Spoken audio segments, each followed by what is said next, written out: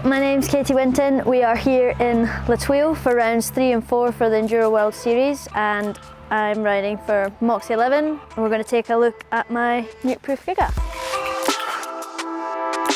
So this year I'm on a Nukeproof Giga frame in a Mullet setup with zip wheels, RockShox suspension, SRAM drivetrain and SRAM brakes and stuff. The Nukeproof frame, we've got a 27.5 rear end frame and a 29 front end frame. They're both size small. It doesn't do anything to the geometry, it stays exactly the same with that setup. For me this year, I've got a lot shorter in my seat tube, so I can actually fit a 150 dropper, which is massive for me. I've got a lot more space to manoeuvre around. I've got a Sam Hill Nukeproof seat, and I went for this one because it's got the lowest stack height I could find. I think it's like 8 mil or something, as opposed to like 16, which allows me to run my little midget setup. So I'm actually running 165 cranks, which I do anyway just because I'm short. But the funny thing with this bike was, this is a 150 dropper post. It's slammed in this frame. This is a very low saddle. It's like the lowest stack height you can get. 165 cranks. My Crank Brothers shoes have got a bit of a stack on them. They're a bit thicker. Perfect saddle height. I'm like so lucky to get that all fitting in for my little short legs. So I've got the Super Deluxe RockShox shock on. I'm running at 170. I could have had 180 because I have got this 27.5 rear end, but I decided to stick with the 170 just because that's enough travel for me. I have got 132 PSI in the rear shock. I've got no low speed compression on, so that's all the way to the minus, and I've got 2 clicks from fastest, so 2 clicks slower from fastest. So generally with my shock, I like it to be a wee bit softer, but enough of a platform there for me to push into. I don't want it just to be real flying through it. But I generally have it a wee bit softer than my fork because I prefer the fork to be harder than my shock. There's been a wee bit of faffing around with the rebound just because the heat's changing things. When it gets hotter, I slow it down just a wee bit. So I've actually just got 7 clicks from slowest on the rebound. So between Canada and this race, I've actually been fiddling around with this fork. Because the bike is quite different to what I've run before, I'm in a different position, so I've just been trying to find what's optimal for me on this bike. And I didn't have a token in, and I was actually running 38 PSI before, and I've got on really well with that. Since coming to Thuile, I've actually put a token in because it's a lot steeper here, so I just wanted a little bit more support. I'm actually running 45 PSI, 3 clicks of low speed from all the way minus, and no high speed compression on. So we've got the SRAM Axis Eagle 5011 cassette. I'm running a 32 chainring on the front. I did change this to 34 in Canada just because there was some longer descents and I wanted some harder gears, but where I was in the cassette most of the time, there was a bigger jump, and so I just felt like I was never quite in the right gear. With the 32, I find myself in better gears. I'm not too hard or too easy, so I'm just sticking with the 32. So I've got the Crank Brothers Mullet E pedals. No, I'm not too fussy about my pins. They're just in there, that's it. So we've got the Zip Moto 30, or Moto 0. 30 Moto.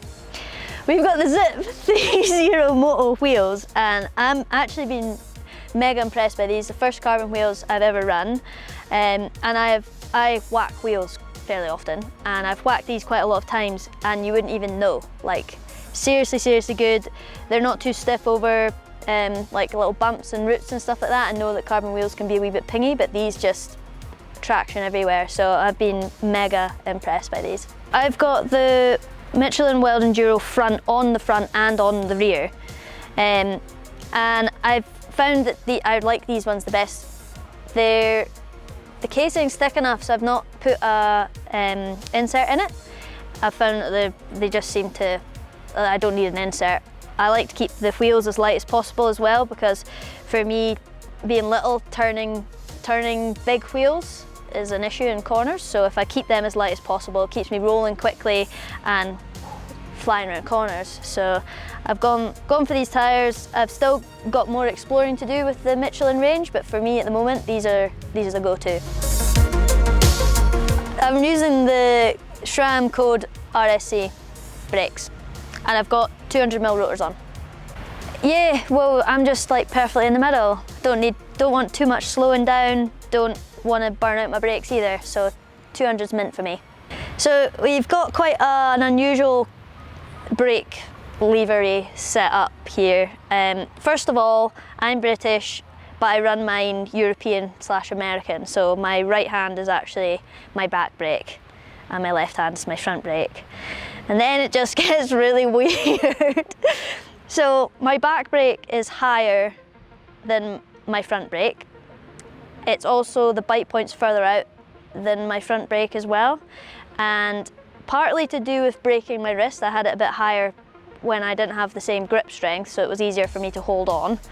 But then it just kind of stuck. The bite points are different partially because it stops me going over the bars. If that front brake's too far out, I brake too much with my front and then I slip out all over the place. So to counteract that, because my right hand's smart, it knows when to brake, the left hand follows it, so if the bite point's further in, then, I can't believe I'm telling you this, if the bite point's further in, then it's not actually braking yet until I really need it.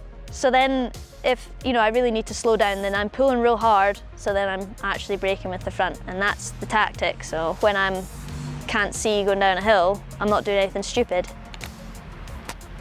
So I'm running a Nukeproof Sam Hill 50mm stem, and I've got my handlebars at 720 width. They are 31.8, and I tried the 35s, but they were too harsh and I started getting arm pumps, so I went back to 31.8s, and they've got a 25mm rise and a 9-degree sweep. Yeah, super clean. I actually love the Axis stuff. I don't need to deal with any of the internal routing. I don't need to maintain it with anything. I just press some buttons and it's all set up, and it's crisp shifting every time. Try say that real fast. I've also got the new shifter on it. I don't use the paddle one. I use this new one, which I like better because it feels more like the old style shifter. There's more differentiation between where the shifting is. Because I forget to charge everything, my phone will be running out of battery, my Garmin's running out of battery. It lasts like 3 to 4 weeks though, and that's of like full-time training, so it's alright. In terms of carrying stuff on my bike, I usually have a water bottle. We've got the backcountry research straps, they carry my tube for me. I don't run a one-up, I've just got a multi-tool in my pocket, easy access, straight out, straight onto stuff, and that's it, simple. So I've just got pockets in my bib shorts, and I just put like a little squishy bottle in my back pocket, so then I've always got a litre on me, usually, of water, and that's how I carry things.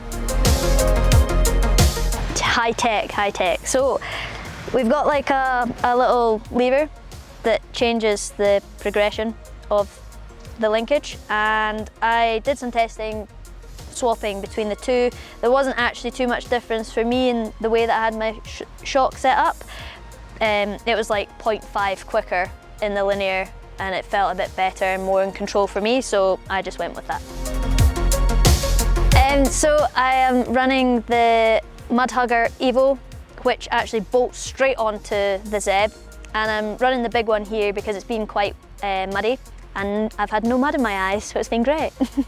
And it's quite nice because those guys have been awesome. They let me design the mud guard basically. They plonked the logos on and stuff, and yeah, it's mint. Thanks for watching everybody. This has been my Nukeproof Giga 2021 race bike.